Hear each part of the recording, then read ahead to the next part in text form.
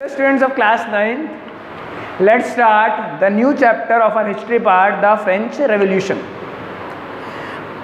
आप लोगों के यूटी सेकंड में फ्रेंच रेवोल्यूशन आएगा, लेकिन पूरा नहीं आएगा, काफ़ी बड़ा चैप्टर है, इसको हमने पार्ट्स में डिवाइड कर दिया है. द फ्रेंच रेवोल्यूशन में French society during the late, हाँ मतलब इसमें जो पार्ट्स हैं, हाँ French society during the late 18th century, और सेकंड पार्ट है आपका द आउटब्रेक ऑफ रेवोल्यूशन. ये दो पार्ट मैं आपको दूंगा, इसी क्वेश्चन आंसर्स आएंगे. इसमें टोटल जो फर्स्ट चैप्टर है फ्रेंच रेवोल्यूशन, उसके 6 पार्ट्स हैं, 6 सब पार्ट्स हैं. आप हम एनसीईआरटी में इसको देखेंगे. अगर एनसीईआरटी अभी आप लोगों के पास नहीं है, फुल मार्क्स है, तो कोई घबराने की जरूरत नहीं है, उसमें कोई प्रॉब्लम नहीं है. बट हाँ आप इतना याद रखिए कि फ्रेंच रेवोल्यूशन के टोटल 6 पार्ट्स हैं. काफ़ी बड़ा चैप्टर है, जिसमें से 2 पार्ट्स मैं आप लोगों को यूटी सेकेंड में दे रहा हूँ, है ना. इतने ही वीडियो अपलोड होंगे, उतने आपको देखने हैं और इन्हीं के क्वेश्चन आंसर्स प्रिपेयर करने हैं. नाउ चलिए स्टार्ट करते हैं. तो फ्रेंच रेवोल्यूशन आप लोगों को देखिए 9th में अब इंटरनेशनल हिस्ट्री पढ़ने को मिलेगी. फ्रेंच रेवोल्यूशन आपको पढ़ना है, फ्रांस की क्रांति. फ्रेंच का रेवोल्यूशन कैसे हुआ, वहाँ के राजा के खिलाफ हुआ, है ना. रेवोल्यूशन क्या होता है, क्रांति होती है जिसमें राजा को अपने पोजीशन से हटा देती है वहाँ की पब्लिक, ठीक है. तो उसका कुछ कारण होगा. रेवोल्यूशन को ऐसे तो कर नहीं देता, जैसे आज कोई देश का राजा है या पीएम है या प्रेसिडेंट है, तो उन्हें हटाने की जो प्रोसेस होती है, पब्लिक चाहती है वो हटे, तो उसका कोई रीज़न होगा ना. तो फ्रांस का जो रीजंस था वो बहुत सारी सीरीज हैं, इवेंट्स जो एक चल रहे थे फ्रांस में, और उसकी वजह से वहाँ की जो पॉपुलेशन है वो चाहती थी कि राजा अपनी गद्दी से हट जाए. चलिए अभी तो हम बात करते हैं कि फ्रेंच सोसाइटी में चल क्या रहा है ना. अभी रेवोल्यूशन की बात तो आगे आएगी. पूरी कहानी की तरह ये 6 पार्ट्स है ना, बहुत अच्छे से स्टोरी जैसे आप सुनेंगे तो सब चीज़ें क्लियर होंगी. फ्रांस की गद्दी पर अभी, ठीक है, समय की हम बात करें, ठीक है, लेट 18th सेंचुरी है, तो 1774 में फ्रांस की गद्दी पर 1774 में एक 20 ईयर ओल्ड किंग बैठा है बस, है ना. राजा है कितने साल का, बस 20 साल का, ठीक है, 20 साल का राजा बैठा है. 1774 का समय है. नाम है लुइस 16. राजा का नाम है लुइस 16, जो किस फैमिली से बिलोंग करता है, बर्बन फैमिली से. बहुतों को बिस्किट याद आ गया होगा, ठीक है, लेकिन उसकी फैमिली का जो उसका वंश है, हमारे इंडिया में होता था राजपूत, चौहान, ऐसे ही फ्रांस में जो राजा बैठा है लुइस 16, वो किस फैमिली से बिलोंग करता है, बर्बन फैमिली से. उसकी प्रिंसेस है ऑस्ट्रिया की, ये मैं ऑस्ट्रिया लिख रहा हूँ, ऑस्ट्रेलिया नहीं लिख रहा हूँ, ऑस्ट्रिया की मैरी एंटोनेट के साथ उनकी शादी हुई है.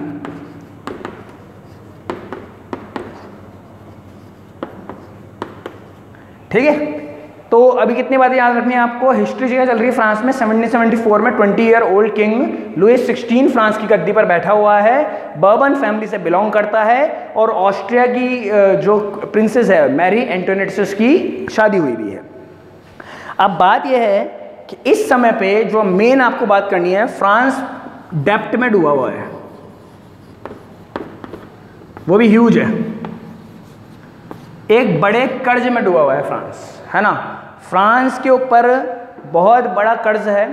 कारण ये है कि लुइस 16 के पहले के जो राजा थे वो काफ़ी खर्चीले निकले. खर्चीले मतलब देखिए आप समझते हैं, राजा के पास पूरे प्रजा होती है, पूरे वो मालिक होता है एक तरह से. जो राजा पुराने ज़माने में होते थे उनको मालिक समझते थे, तो उनके शौक बड़े बड़े होते थे. इतना बड़ा कोर्ट होता था, दरबार होता था, उसमें दरबारी होते थे बहुत सारे, तो खर्चे बहुत होते थे. एक तो वो कारण था कर्ज में होने का. दूसरा कारण था वॉर्स, युद्ध. एक राजा युद्ध बहुत लड़ता है, तो युद्ध में अगर वो हारता है तो उस केस में अपनी सेना भी गंवाता है और पैसा भी उसको देना पड़ता है कंपनसेशन के तौर पे. फिर पैसा खर्च भी बहुत होता है, बहुत सारे इक्विपमेंट्स आते हैं लड़ाई के लिए, झगड़ों के लिए.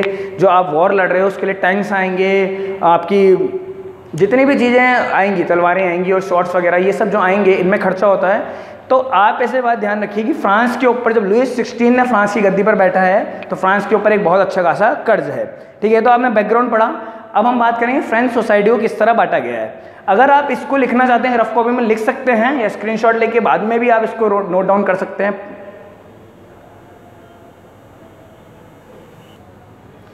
सो स्टूडेंट्स आगे बात करते हैं अब हम कहानी की. एक बार कहानी को, पुरानी कहानी को रिवाइज कर लेते हैं. फ्रांस की 1774 की स्थिति क्या है, सिचुएशन क्या है. 20 ईयर ओल्ड किंग लुइस 16 गद्दी पर बैठा हुआ है, प्रिंसेस मैरी एंटोनेट, है ना, और बर्बन फैमिली से वो बिलोंग करता है.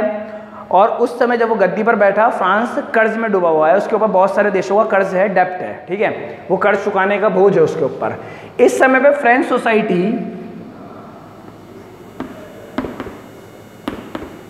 3 एस्टेट्स में बटी हुई है,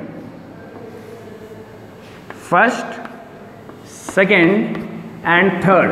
फ्रेंच सोसाइटी को उसने 3 पार्ट में बांटा हुआ है, जिसको बोला गया first estate, second estate and third estate. First states में आते हैं क्लर्गी, अब इनके वर्ड्स के मीनिंग में बताऊंगा। सेकेंड में नोबिलिटी एंड थर्ड में हम लिख देते हैं अदर्स, इनके अलावा। कहानी ये है कि फ्रांस में पॉपुलेशन को 3 पार्ट्स में बांटा हुआ है, जिनको एस्टेट नाम दिया गया। क्या नाम दिया गया? Estate, ESTAT। फर्स्ट स्टेट में कौन आते हैं? क्लर्गी। क्लर्गी का मतलब क्या है? वो लोग जो चर्च से रिलेटेड हैं, है ना, वो लोग जो किससे रिलेटेड हैं? चर्च से रिलेटेड हैं, चर्च में काम करते हैं। खासकर जो ये फादर्स है ना, जो हिंदू समाज में ब्राह्मण होते थे, ब्राह्मणों का एक पोजीशन ऊपर थी पहले, है ना, पिछले टाइम में, अब तो खैर इक्वलिटी आ गई।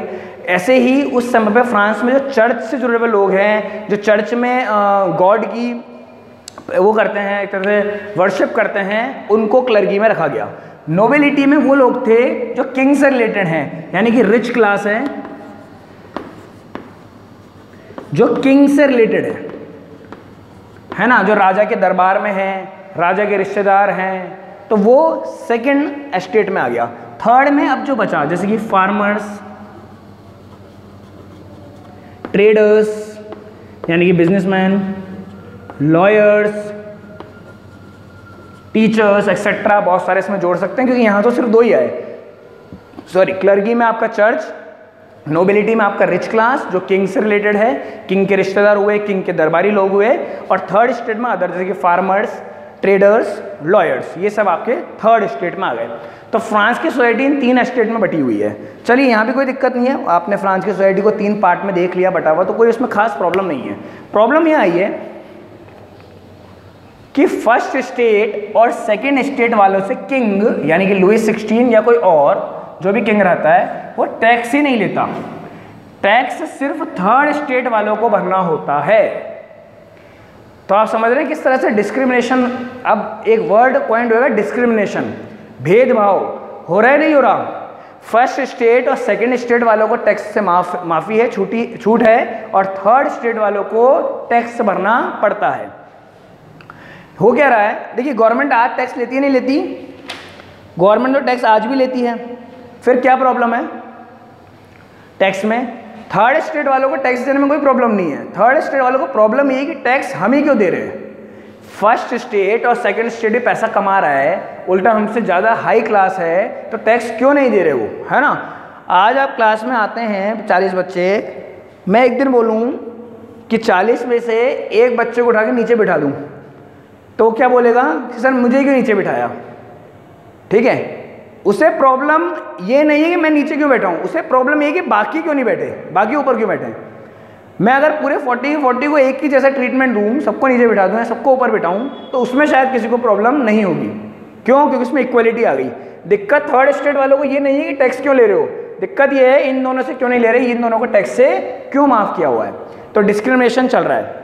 उसके बाद 2 टैक्सेस के नाम भी हैं आपके, ठीक है, जो आपको याद रखने हैं।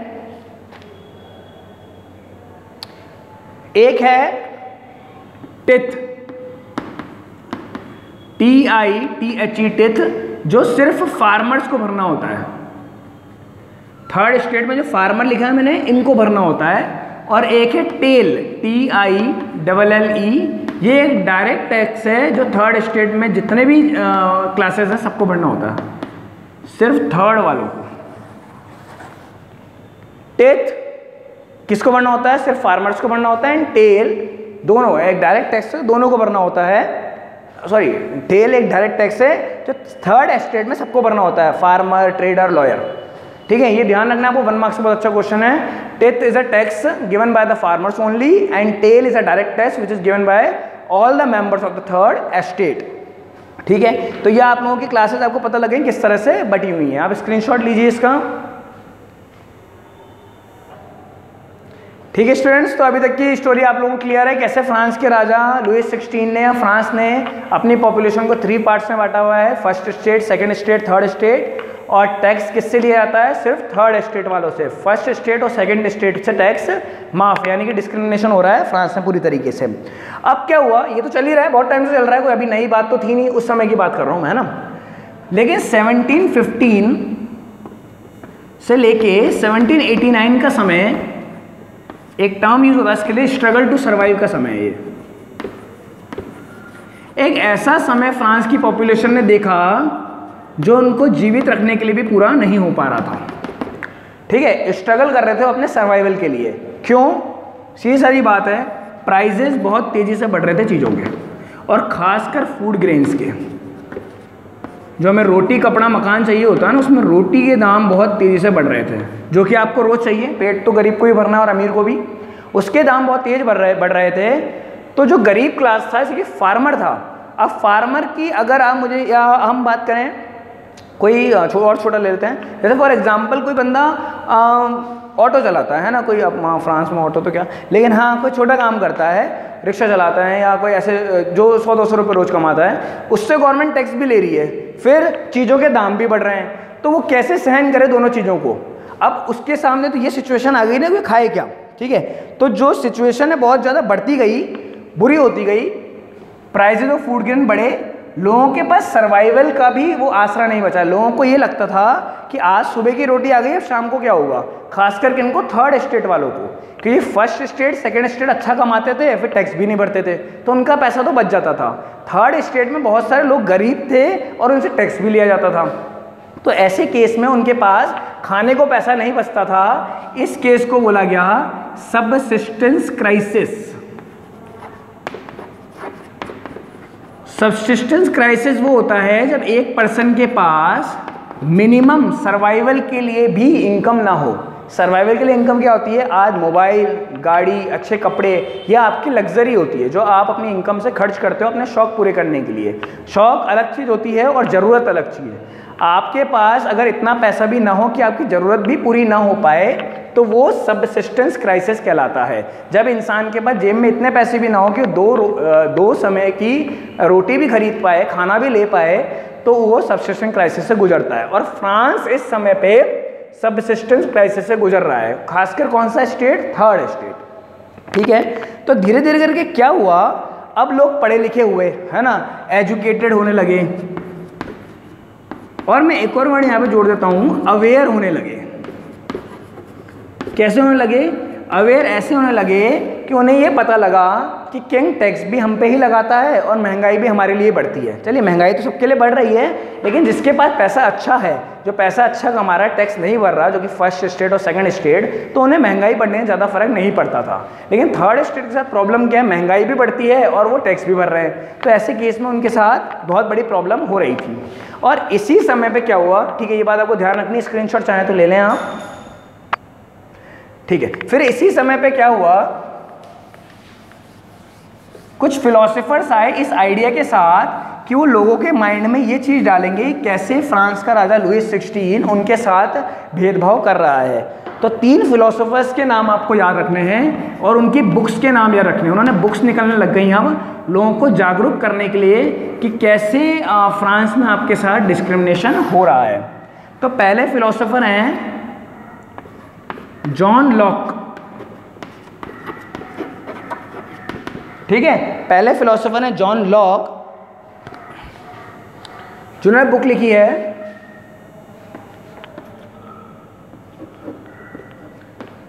To treatises of government.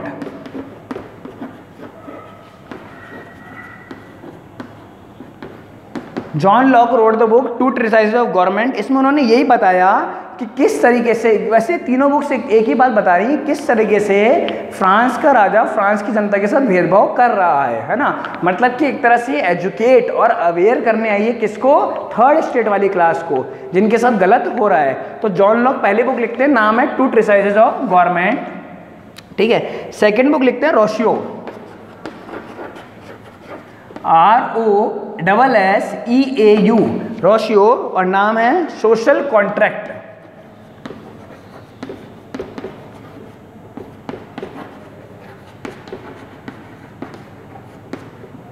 Chowk, social contract. And third है मॉन्टेस्क्यू, एक बुक लिखते हैं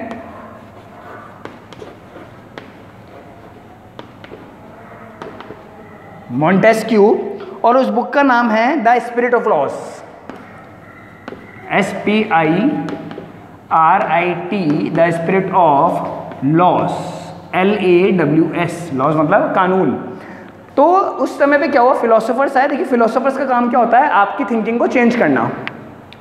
अभी फ्रांस की जो पॉपुलेशन है उन्हें ये आइडिया नहीं लग पा रहा, खासकर थर्ड स्टेट वालों को, कि उनके साथ गलत हो रहा है ना। तो ये फिलोसोफर जो बुक लाए, जॉन लॉक, रोशियो और मॉन्टेस्क्यू, ये नाम है, उनकी बुक्स के नेम है, ये पर्सन्स के नेम है, ये बुक के नेम है ना। तो वो जो बुक्स लाए उनमें यही बताया गया कि किस तरह से फ्रांस की पॉपुलेशन के साथ गलत हो रहा है, खासकर थर्ड स्टेट वालों के लिए। बुक्स के नाम और राइटर के नाम आपको याद रखने हैं, और किसी का मतलब नाम, ठीक है। अभी हो गया कि चलो, हाँ जी। तो स्टूडेंट्स हमको क्या पढ़ रहे थे हम, ये राइटर्स के नेम है और इनकी बुक्स के नेम है। तो जॉन लॉक ने बुक लिखी टू ट्रेटाइसेस ऑफ गवर्नमेंट, रोशियो ने बुक लिखी द सोशल कॉन्ट्रैक्ट, और मॉन्टेस्क्यू ने बुक लिखी द स्पिरिट ऑफ लॉज। ये आपकी बुक्स में भी नेम लिख रहे होंगे इन बुक्स के और राइटर्स के।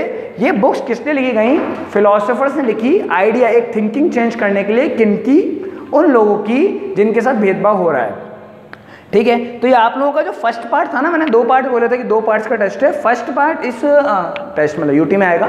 फर्स्ट पार्ट ये पूरा हो गया है आपका, है ना। इसमें हमने क्या पढ़ा कि किस तरीके से लुइस 16 राजा है फ्रांस का, और कैसे उसने 3 स्टेट में फ्रांस की पॉपुलेशन को बांटा हुआ है, और कैसे फ्रांस की पॉपुलेशन के साथ डिस्क्रिमिनेशन किया जा रहा है। फर्स्ट स्टेट और सेकंड स्टेट को प्रिविलेज दिया जा रहा है, हाई रखा जा रहा है, उनसे टैक्स नहीं लिया जा रहा। थर्ड स्टेट ही सारा टैक्स भरता है। महंगाई बढ़ रही है फ्रांस की, तो फ्रांस में थर्ड स्टेट के पास 2 समय का खाना भी नहीं है, वो टैक्स कहाँ से भरेंगे। बहुत ज़्यादा सर्वाइवल के लिए स्ट्रगल चल रहे हैं फ्रांस में, जिसको सब्सिस्टेंस क्राइसिस का नाम उन्होंने दिया था। फिर इस समय में फिलोसोफर्स के आइडियाज़ लोगों के दिमाग तक पहुँचाने के लिए 3 बुक्स लिखी जाएंगी। नाम होंगे, जॉन लॉक लिखेंगे टू ट्रेटाइसेस ऑफ गवर्नमेंट, रोशियो लिखेंगे सोशल कॉन्ट्रैक्ट, और मॉन्टेस्क्यू लिखेंगे द स्पिरिट ऑफ लॉस।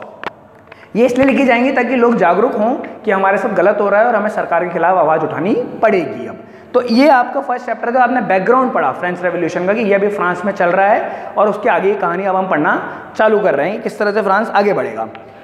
अब आपको सेकंड जो है आउटब्रेक ऑफ रेवोल्यूशन, है ना। अगर बुक में फुल मार्क्स में आपको टॉपिक्स नहीं मिल रहे, कोई इशू नहीं है, चैप्टर वही फ्रेंच रेवोल्यूशन है, इसका मैंने पार्ट्स कर दिए है ना, कि आपको टुकड़ों में पढ़ना है, कि कहानी की तरह पढ़ेंगे तो लर्न अच्छे से होगा, ठीक है। पहले ये पार्ट पूरा हो चुका है, ये आपको होपफुली पूरा समझ में आया होगा। नेक्स्ट पार्ट हम पार्ट नंबर 2 में हम पूरा कर देंगे उसको। Thank you.